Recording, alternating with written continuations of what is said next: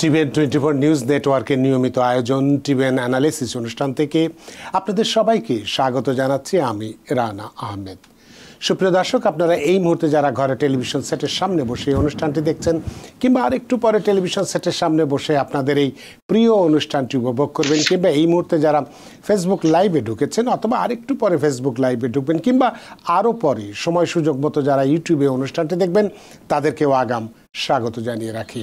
সুপ্রিয় দর্শক, আজকে অনুষ্ঠানটি একটু ভিন্নভাবে সাজিয়েছে। আপনারা সবাই জানেন, আমরা সবাই জানি, গতকালকে আমাদের আমেরিকার ৪৭তম প্রেসিডেন্ট হিসেবে শপথ গ্রহণ করেছেন ডোনাল্ড ট্রাম্প, এবং এই শপথ গ্রহণের পরপরই তিনি ২৬টি এক্সিকিউটিভ অর্ডারে স্বাক্ষর করেছেন।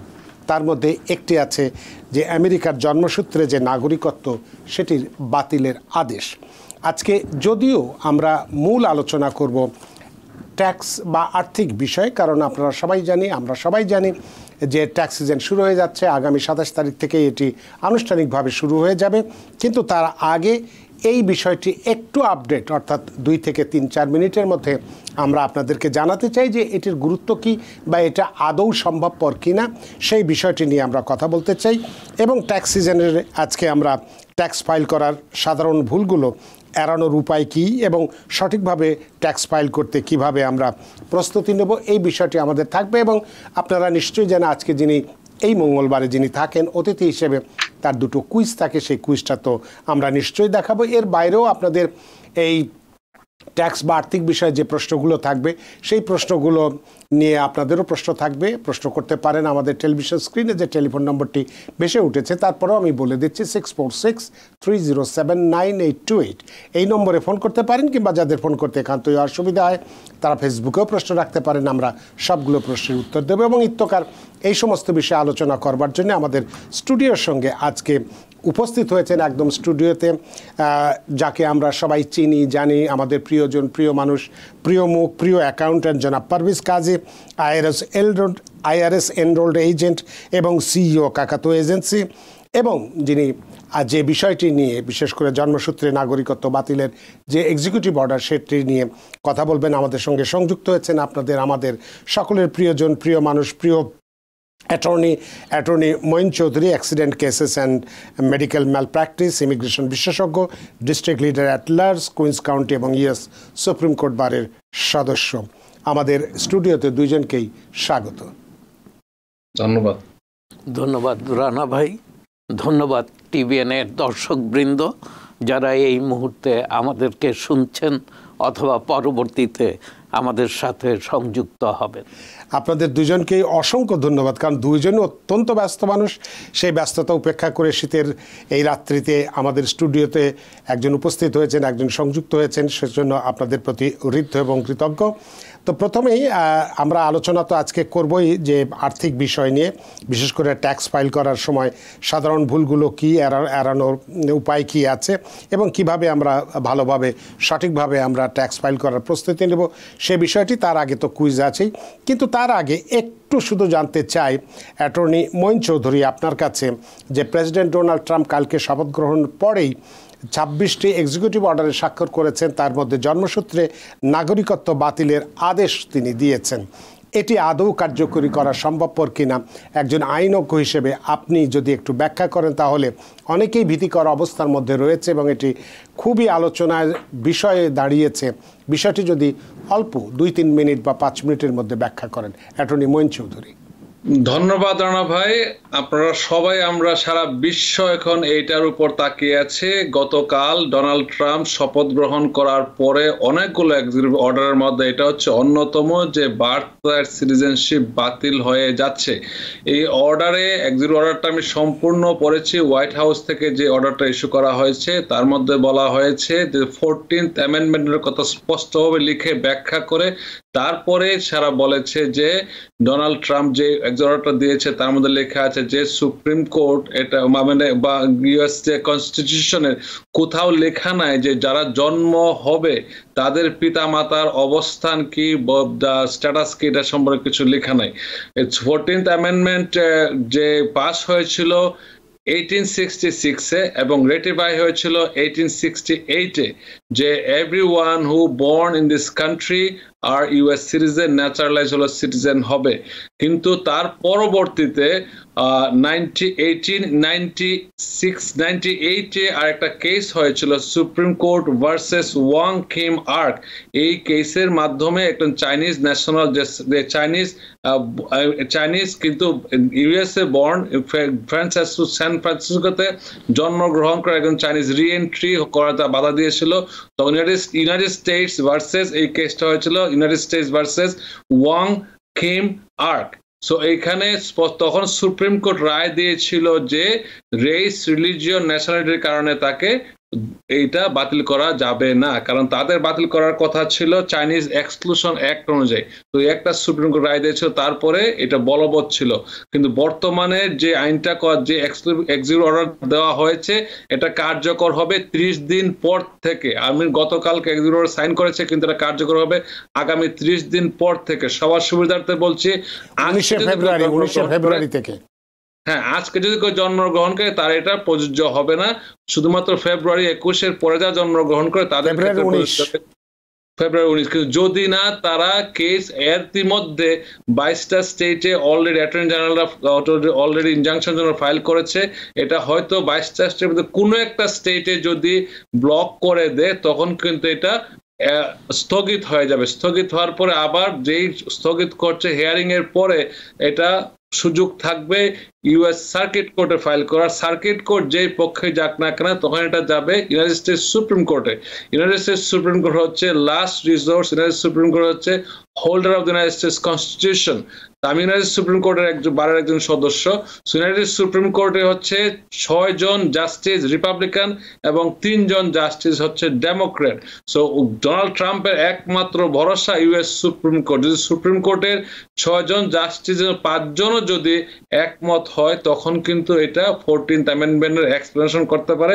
And supreme court is holder of the constitution. Supreme court explains the constitution. এবং কনস্টিটিউশন যেহেতু একটা গ্যাপ আছে, যেহেতু এখানে বলা নাই পিতামাতার অবস্থান বলা নাই, তখন সুপ্রিম কোর্টের ইন্টারপ্রিটেশন অফ দ্য ফাইনাল।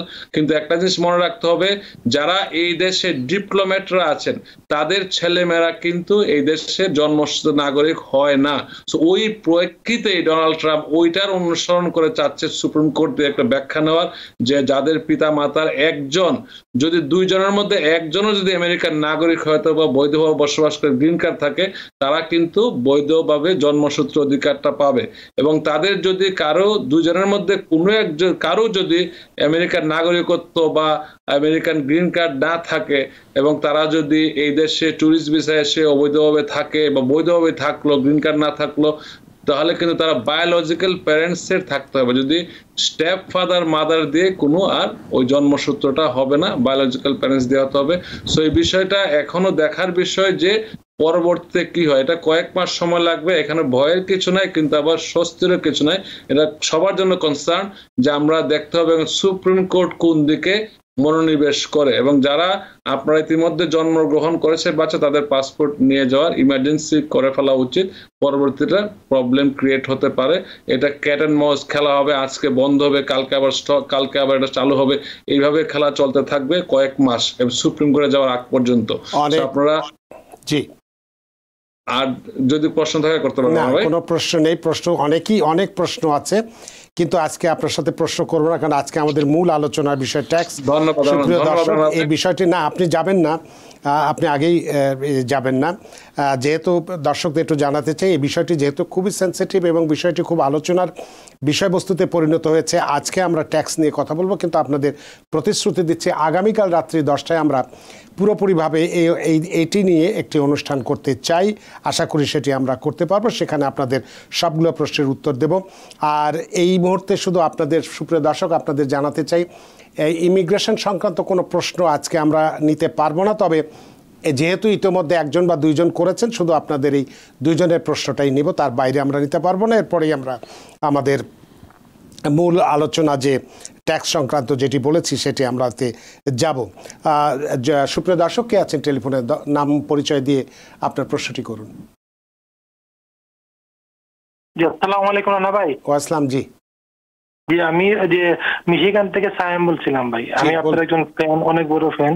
আচ্ছা ভাই, আমরা যে অ্যাসাইলাম ক্লেম করেছি আমি এবং আমার ওয়াইফ নভেম্বরে আর কি। আমাদের অ্যাসাইলাম ক্লবটা স্টার্ট হয়ে গেছে। এখন আমরা কি এখন মানে রাইট নাও আমরা কি রিস্কে আছি এটার জন্য? আর আমাদের ওয়ার্ক পারমিটটা মোটামুটি আসতে কতদিন লাগতে পারে? অনেক ধন্যবাদ অ্যাটর্নি মঈন চৌধুরী, সংক্ষেপে 1 মিনিটে জবাব দেবেন। ধন্যবাদ। যাদের কেস কোর্টে পেন্ডিং আছে, যাদের ওয়ার্ক পয়েন্ট আছে, কোর্টে কেস জানায়, তাদের ভয়ের কোনো কারণ নাই। আমার ভাইকে ধন্যবাদ জানাচ্ছি আমাকে সুযোগ করার জন্য। আর ধন্যবাদ জানাচ্ছি পারভেজ ভাইকে, স্পেশালি শ্রদ্ধা পারভেজ আমাকে সুযোগ করার জন্য। পারভেজ ভাই অসংখ্য ধন্যবাদ আপনাকে। Thank you so much Parvez ভাই। রানা ভাই ধন্যবাদ। আবারও ধন্যবাদ জনাব অ্যাটর্নি মঈন চৌধুরী, আপনার এই চমৎকার বা সুচিন্তিত মতামত দেওয়ার জন্য। এবং মোটটা কথা হচ্ছে যে এটি দেখবার বিষয়, এটি নিয়ে এত ভাবনার কিছু আপাতত নেই। অসংখ্য ধন্যবাদ জনাব মঈন চৌধুরী। আমরা আসি জনাব পারভেজ কাজী, আপনার সাথে আলোচনায় আসে। আপনাকে দুঃখ প্রকাশ করছি আপনাকে এতক্ষণ বসিয়ে রেখেছি বলে। প্রথমে আমরা যে বিষয়গুলো নিয়ে কথা বলতে চাই এবং দর্শকরাও জানে যে আপনি যেদিন থাকেন আমরা কুইজ দিয়ে শুরু করি। আমরা প্রথমে দেখে নিই যে আজকের আমাদের দুটো কুইজ যেটা ছিল সে দুটো কুইজ কি আছে। আমরা একটু স্ক্রিনে যে দেখি, আমরা দেখছি যে can CDPAP income be exclude from your taxable income, yes or no, এই একটি আছে। আরেকটি হচ্ছে do you have to report $100,000 or less in 1099K income in your tax return, yes or no? এই বিষয় সম্পর্কে এই কুইজের আমরা আগেও বারবারই বলি যে কুইজটা দেওয়ার অর্থ এই নয় যে আপনাদের জ্ঞান যাচাই করবো। সুপ্রিয় দর্শক, আসলে আপনাদের সাথে আমরা একাত্ম হতে চাই, আলোচকের সাথে একাত্ম হতে চাই, সে কারণেই আমরা কুইজগুলো দিই। জনাব পারভেজ কাজী। ধন্যবাদ রানা ভাই। আমার প্রথম কুইজটা ছিল CDPAP ইনকামটা আপনি কি আপনার ইনকাম ট্যাক্স থেকে এক্সক্লুড করতে পারেন কিনা। তো এটা একটু ডিটেইল বলতে হয়। CDPAP ইনকামটা হচ্ছে যে consumer directed personal assistance programme.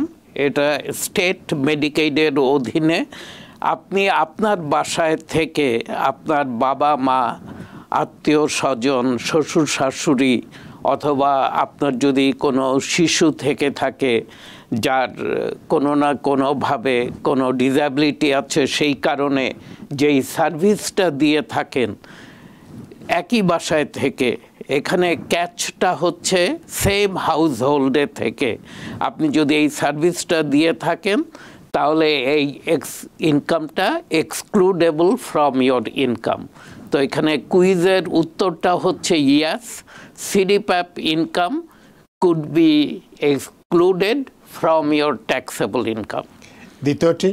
দ্বিতীয়টি কুইজটি হচ্ছে যে 1099K তে আপনি যদি $1,000 অথবা কম পেয়ে থাকেন তাহলে এটা আপনার ট্যাক্স ফাইলে দেখাতে হবে কি না।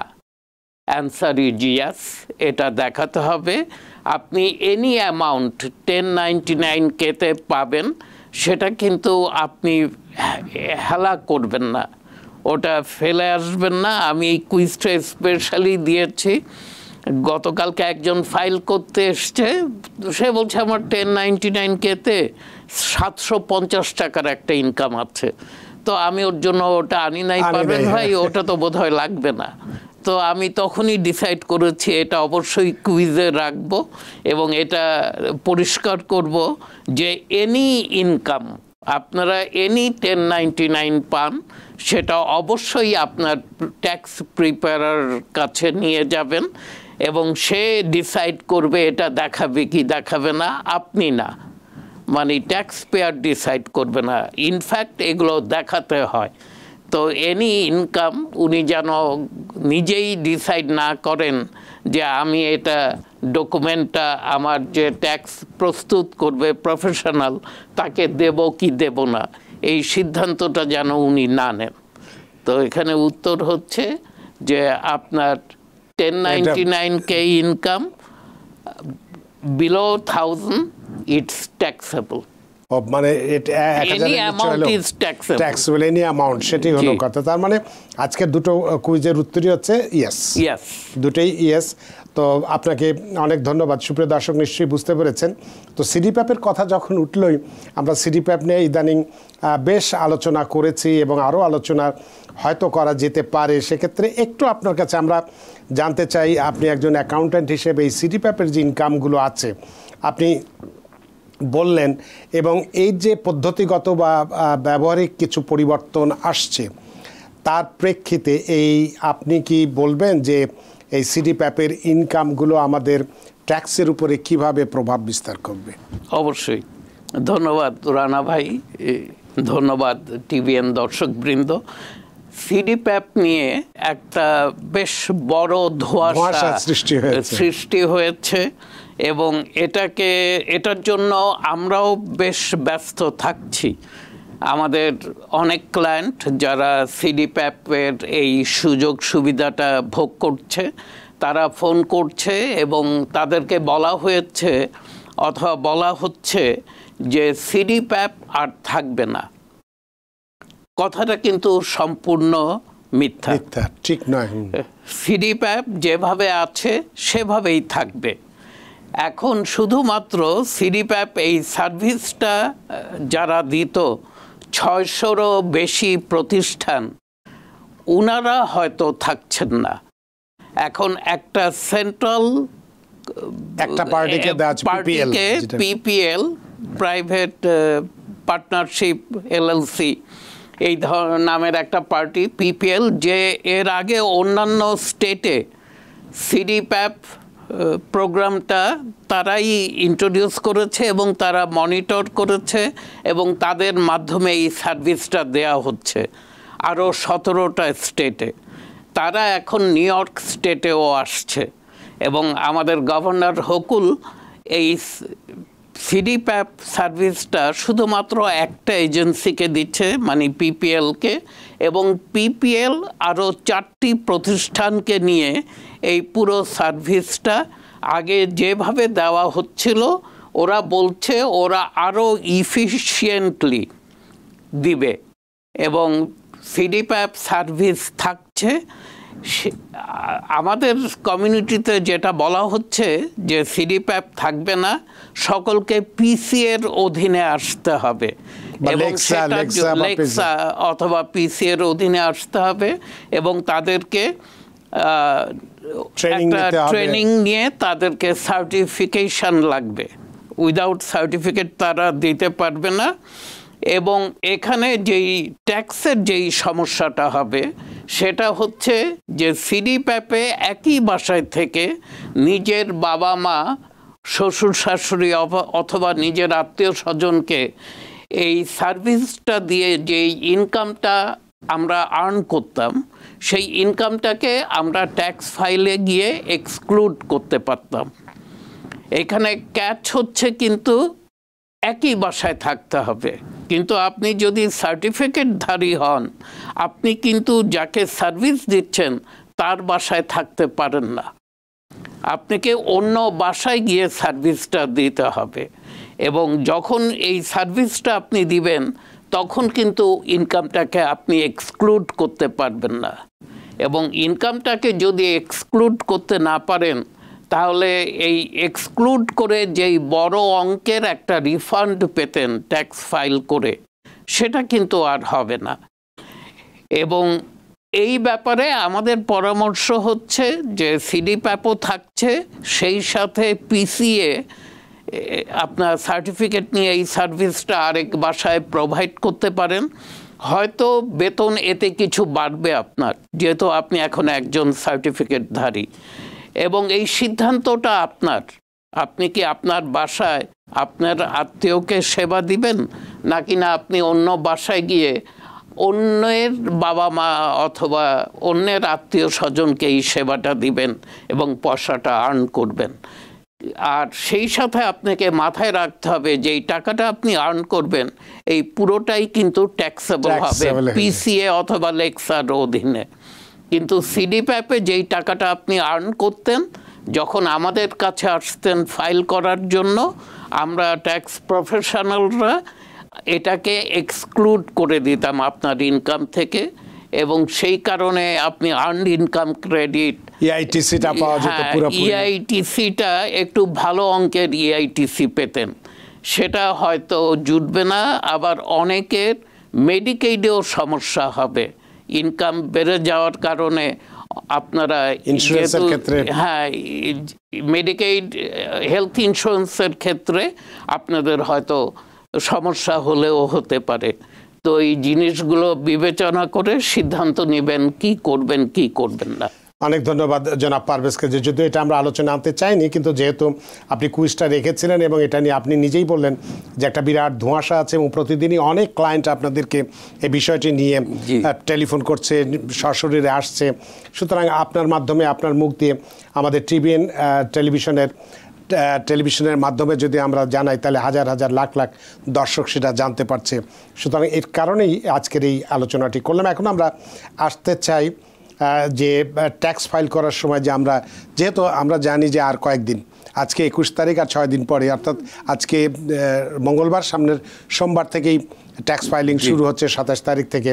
সুতরাং এক্ষেত্রে একটু কিছুটা আমরা সচেতন হতে চাই যে ট্যাক্স ফাইল করার সময় আমরা যে সাধারণ ত্রুটিবিচ্যুতিগুলো করে থাকি, ভুলগুলো করে থাকি, সেটা আমরা কিভাবে এড়াবো, এড়িয়ে আমরা কিভাবে একটু সঠিক নির্ভুলভাবে আমরা ট্যাক্স ফাইল করব, সেই বিষয়টি আমরা জানতে চাইবো আপনার কাছে।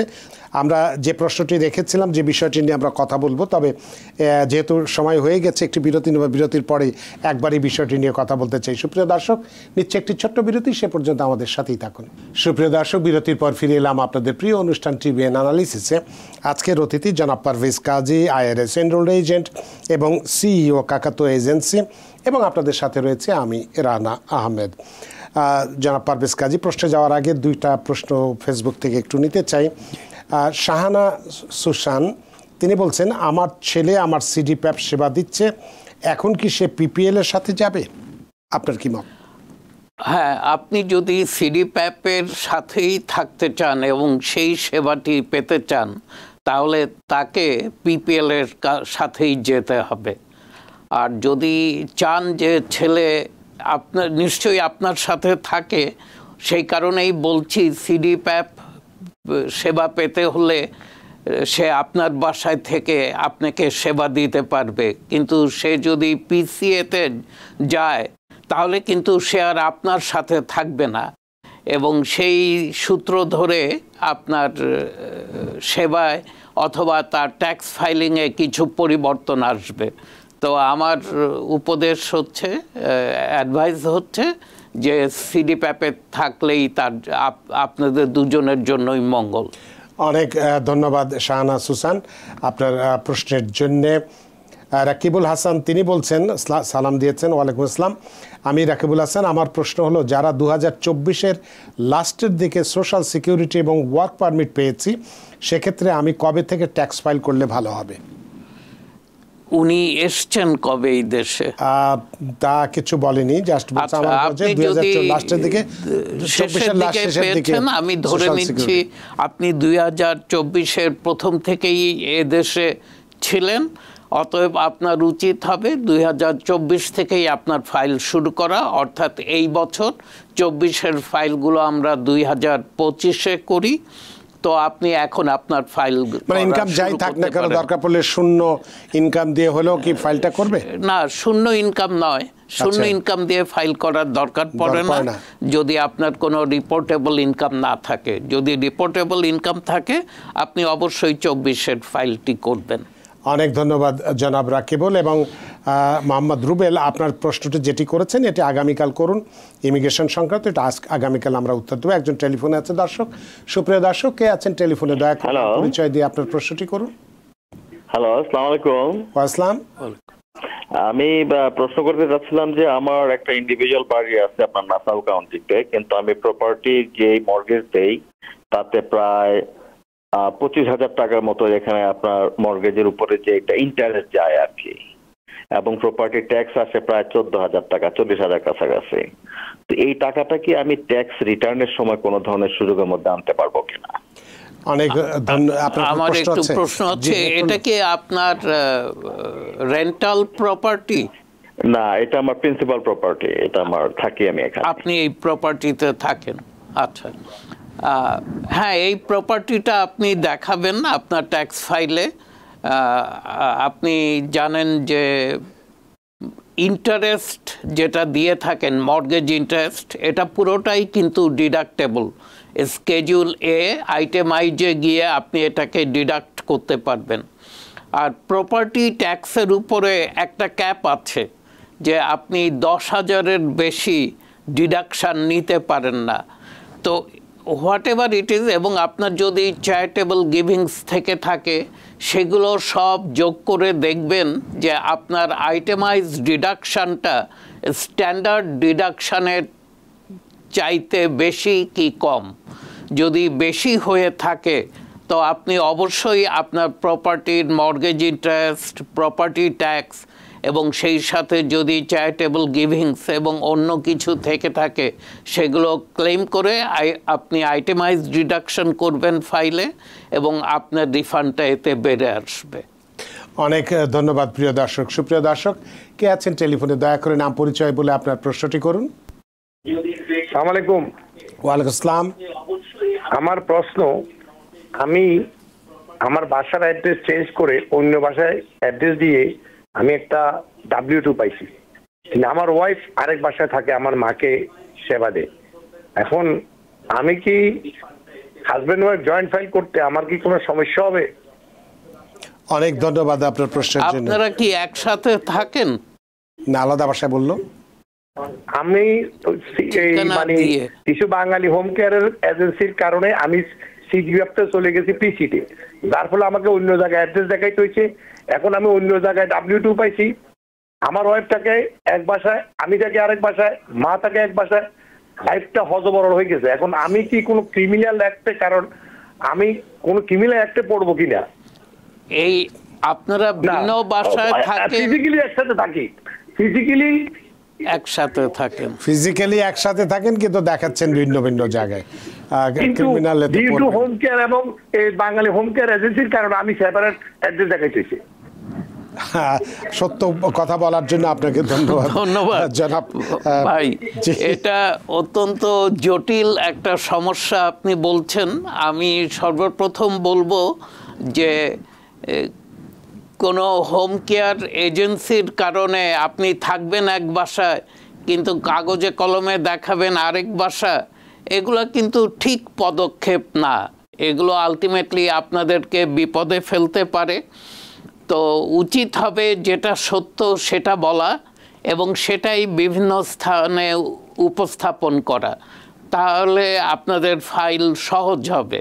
আপনি ম্যারেট ফাইলিং জয়েন্ট করতে পারেন আপনারা দুইজন দুই অবস্থানে থেকেও, কিন্তু তারপরও চেষ্টা করবেন যতখানি সম্ভব এগুলোকে এড়িয়ে চলার। যে প্রশ্নটা ছিল যে কম্মটি করেছেন উনি, সেটার ক্ষেত্রে আইনের ক্ষেত্রে অর্থাৎ ফেডারেল পরবর্তীতে কোনো জটিল সমস্যা হলেও হতে পারে। আমি বলছি না যে কোনো সমস্যা নাই, আমি বলছিলাম যেটা বুঝাতে চাচ্ছিলাম এগুলো যদি এড়ানো সম্ভব হয় তো আমাদের উচিত হবে এগুলো এড়িয়ে চলা। নিশ্চয়ই সুপ্রিয় দর্শক, আমরা এর থেকে বেশি কিছু বলতে চাচ্ছি না বা বলতে চাই না। নিশ্চয়ই আপনি বুঝতে পেরেছেন আপনার কি করা উচিত। বোধ করি এটি যেমন আইনের দৃষ্টিতেও ঠিক নয়, নৈতিকতার দিক থেকেও ঠিক নয়, মানবিকতার দিক থেকেও ঠিক নয়, কোনো দিকটাই ঠিক নয়। সুতরাং কি করবেন না করুন সেটি সম্পূর্ণ আপনার বিষয়। সুপ্রিয় দর্শক, কে আছেন টেলিফোনে? দয়া করে নাম পরিচয় বলে আপনার প্রশ্নটি করুন। হ্যালো, আসসালামু আলাইকুম। আসসালাম। জি ভাই, আমার একটা প্রশ্ন ছিল হোম কেয়ার নিয়ে। তো এখন যে সিডিপিএফ নতুন নিয়ম করছে PPL এ জয়েন করার জন্য, এটা কি জয়েন করতেই হবে? আমাদের যেমন এজেন্সি আলাদের সাথে কথা বলছি, ওরা বলতেছে আইনি লড়াই চলতেছে, এখনো ফাইনাল হয় নাই, আপনারা ওয়েট করেন। আবার কেয়ার ম্যানেজার যারা আছে তারা আমাদেরকে কল দিচ্ছে যে এপ্রিলের ভিতরে জয়েন করতে হবে, মার্চের লাস্ট পর্যন্ত আমাদেরকে আর কি ইয়ে করতেছে, টাইম দিতেছে। এখন কি করবেন আপনারা? কি করবেন? জয়েন করবেন কিনা, এটাই প্রশ্নই তো? জি জি, আপনার এই প্রশ্নের উত্তর এর আগেই আমরা দিয়েছি, হয়তো অনুষ্ঠান দেখলে শুনেছেন, তারপরে আপনি ফোন করেছেন জনাব পারভেজ কাজী। ধন্যবাদ আপা প্রশ্নটি করার জন্য। এবং এটা ঠিকই বলেছেন, আইনি লড়াই চলছে এখনো। যারা অন্যান্য এজেন্সিগুলো আছে অথবা বিভিন্ন জায়গা থেকে এই কারেন্ট যেই সিডিপিএফ কাঠামোটা তৈরি করা হয়েছে PPL এর অধীনে এনে, এটার উপর কিছু কোর্ট কেস গেছে এবং এটার উপর ইনজাংশন জারি করার আদেশও আসবে বলে আশা করছে। তো ইনজাংশন হলেও যদি সিডি প্যাপের অধীনে থাকতে চান এবং আলটিমেটলি যদি পিপিএল শুধুমাত্র সিডি প্যাপ সেবাটা দিতে পারে, তাহলে আপনাদের সকলকে কিন্তু পিপিএল এর সাথেই যেতে হবে। আর আপনার যদি মনে করেন যে না, আপনি আপনার বাসায় থেকেই সেবা দিবেন না, আপনি অন্য কোথাও গিয়ে সেবা দিবেন, অন্য বাসায় গিয়ে, তাহলে আপনারা পিসিএ অথবা লেক্সায় জয়েন করতে পারেন এবং সেখান থেকে আপনারা সেবা দিতে পারেন। অনেক ধন্যবাদ প্রিয় দর্শক, আপনার প্রশ্নের জন্য। আমরা একটু আলোচনায় আসতে চাই। ট্যাক্স ফাইল, আমাদের হাতে সময় নেই, 3-4 মিনিটের মতো সময় আছে। ট্যাক্স ফাইল করার সময় আমরা সাধারণ যে ভুলগুলো চলি, সেগুলো কি কি ভুল করি এবং কিভাবে এড়িয়ে চলতে পারি, সংক্ষেপে যদি একটু বলেন। ধন্যবাদ রানা ভাই। মূল আলোচনার জন্য সময় অত্যন্ত কম এবং ট্যাক্স ফাইলিং এর জন্য এটা কিন্তু একটু প্রিপেয়ার্ডনেসের ব্যাপার আছে এবং ধারণা করেছিলাম যে আজকে এই প্রিপেয়ার্ডনেস নিয়ে কথা বলবো, যেহেতু 6 দিন পর ফাইলিংগুলো সাবমিট করা শুরু হবে। ট্যাক্স ফাইল কিন্তু আমরা এখনও করছি, আজকেও অনেকগুলো ফাইল করেছি। সাবমিশন শুরু হবে 27 তারিখ থেকে, কিন্তু ফাইল চলছে। যেটা নিয়ে কথা বলবো, সর্ববড় ভুল আমরা যেটা করে থাকি সাধারণত ট্যাক্স ফাইলিং করতে গিয়ে, আমরা অনেক ডকুমেন্ট আনি না। আমার কিন্তু প্রত্যেকটা ডকুমেন্ট নিয়ে ট্যাক্স প্রিপেয়ারের কাছে যেতে হবে। এখানে আমি কোনো একটা ডকুমেন্ট ছেড়ে যাব মানে ফাইলটায় আমার ভুল হবে এবং মধ্যবর্তী সময় গিয়ে, বছরের মাঝামাঝি গিয়ে ফাইলকে আমাকে অ্যামেন্ড করতে হবে এবং প্রিপেয়ারারকে আবারও অ্যামেন্ডমেন্টের জন্য পে করতে হবে। 31শে জানুয়ারির মধ্যে আপনি সকল W2, সকল 1099 NEC, 1099K, 1099 mortgage, 1099 interest, 1099 G, 1099 art, 1099 miscellaneous, সব ডকুমেন্টস আপনি পেয়ে যাবেন। শুধু পাবেন না, আপনার যদি ব্রোকারেজ অ্যাকাউন্ট থাকে 1099B, যেটা আপনাকে দিবে 15ই ফেব্রুয়ারির মধ্যে। যাদের এই ডকুমেন্টসগুলো আছে এবং এর বাইরেও ডকুমেন্টস থাকতে পারে আমি যা বললাম এর মধ্যে, আপনারা কিন্তু অপেক্ষা করবেন। সবগুলো ডকুমেন্টস পাওয়ার পর বারবার দেখবেন যে কোনো ডকুমেন্টস মিস গেল কি না। আরেকটা জিনিস আমাদেরকে দেখতে হবে যে আপনার ঘরের কোনো পরিবর্তন হয়েছে কি না, কোনো নিউ চাইল্ড আছে কি না, অথবা বাবা অথবা মা গত বছর প্রথম দিকে হয়তো তারা এসছে এবং তারা আপনার ডিপেন্ডেন্ট, এরকম কেউ আছে কি না, সেই তথ্যগুলো আমাদেরকে দিবেন। আপনাদের ব্যাংক অ্যাকাউন্ট, অনেকেরই দেখছি আজকাল অনেক ফ্রড হচ্ছে বলে ব্যাংক অ্যাকাউন্ট, ব্যাংক ওটা ক্লোজ করে দিচ্ছে এবং তারা সাথে সাথে আরেকটা অ্যাকাউন্ট ওপেন করে দিচ্ছে। তার মানে আপনার অ্যাকাউন্ট নাম্বারটা চেঞ্জ হয়ে গেল। এই অ্যাকাউন্ট নাম্বারটা যে আপনার চেঞ্জ হয়েছে, আমরা যদিও আপনি যখন ফাইল করতে আসবেন আমরাও জিজ্ঞেস করব আপনাকে, কিন্তু আপনিও মাথায় রাখবেন যে আপনার অ্যাকাউন্ট চেঞ্জ হয়েছে, এই অ্যাকাউন্ট চেঞ্জ ইনফরমেশনটা আপনাকে দিতে হবে। ফাইলিং স্ট্যাটাস চেঞ্জ হয়ে থাকে। ফাইলিং স্ট্যাটাস নিয়ে ছোট করে একটু বলবো, আমাদের একটু ভুল বুঝাবুঝি হয়। অনেকে এসে বলে যে আমি একটা বাচ্চা নিয়ে হেড অফ হাউসহোল্ড ফাইল করতে চাই আর আমার ওয়াইফ আরেকটা বাচ্চা নিয়ে হেড অফ হাউসহোল্ড ফাইল করতে চায়। কারণটা খুব সহজ, ওনারা ম্যাক্সিমাম আর্নড ইনকাম ক্রেডিট পেতে চান। যেহেতু দুটো ইনকাম যখন যোগ করা হয়, ম্যারিড ফাইলিং জয়েন্ট করা হয়, তখন কিন্তু ওনাদের আর্নড ইনকাম ক্রেডিট অনেক কমে যায়। যেহেতু এই ক্রেডিটটা ইনকাম ভিত্তিক, আপনার ইনকাম যখন কম থাকে আপনি বেশি পান, তারপর ইনকাম যখন একটা লেভেলের উপরে চলে যায় আপনার বেনিফিট কমতে থাকে। এটা কিন্তু কখনোই করবেন না। অনেকে এসে বলে আমার কাজের জায়গায় একজন করছে 10 বছর ধরে, ওর তো কোনো সমস্যা হয় নাই, ওরা হাজব্যান্ড ওয়াইফ অনেক বেশি বেনিফিট পায়, সেদিকে তাকাবেন না। আমি যেটা বলে থাকি, যেটা সঠিক, যেটা সত্য, সেটা দিয়েই আপনি ফাইল করেন। আপনার যদি আর্নড ইনকাম ক্রেডিট একটু কমও এসে থাকে, এটাকে থাকতে দেন। ডিপেন্ডেন্ট নিয়েও অনেক সময় প্রশ্ন শুনি যে ভাই এসছিল বেড়াতে, ভাই ভাবি তাদের একটা বেবি হয়েছে, বেবির সোশ্যাল সিকিউরিটি নাম্বারও পেয়েছে, বেবি নিয়ে চলে গেছে তারা, 6 বছর হলো। উনি 6 বছর ধরে আরেক জায়গায় ফাইল করে দেখিয়ে যাচ্ছে ওই বেবিকে, অ্যাজ এ নিস হিসাবে দেখাচ্ছে। গত বছর যখন আমার কাছে ফাইল করতে আসছে, আমি যখন স্কুল ডকুমেন্ট চেয়ে বসেছি, উনি তো আর দিতে পারেন নাই, বাচ্চাই তো নাই এখানে। এবং এই ধরনের জিনিসগুলো এড়িয়ে চলুন, পরিহার করুন। সেলফ এমপ্লয়েড ভাইদেরকে বলবো, আপনারা অনেক সময় আপনার ফাইল করতে এসে এমন সব এক্সপেন্সের কথা বলেন যেগুলো সত্যিকার অর্থে যদি আমি লিখতে যাই, দেখা যাবে আপনার ইনকাম ছিল না সেই বছর। তো এরকম কোনো এক্সপেন্স নিয়ে আসবেন না, specially self employed individual.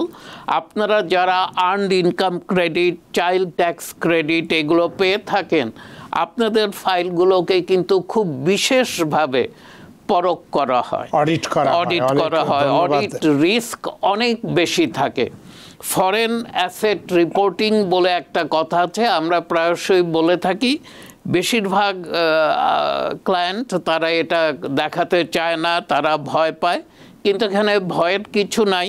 Foreign asset রিপোর্টিংটা কিন্তু আপনার ফরেন অ্যাসেটের ইনকামটা শুধু রিপোর্ট করতে হয়, অ্যাসেটের হিসাব নিকাশ দিতে হয় না, এটা মাথায় রাখবেন।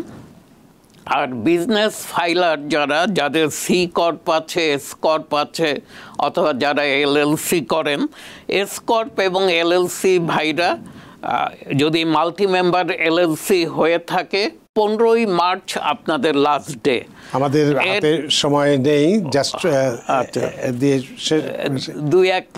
এক মিনিটে শেষ করছি। 15ই মার্চ আপনাদের শেষ দিন। 15ই মার্চ কোনো কারণে যদি ফাইল করতে না পারেন, আপনার এস কর্প অথবা এলএলসি, মাল্টি মেম্বার এলএলসি ওনাররা, আপনারা কিন্তু অবশ্যই এক্সটেনশন ফাইল করবেন। এবং আপনার ইন্ডিভিজুয়াল ফাইলটা করার লাস্ট ডে হচ্ছে 15 এপ্রিল।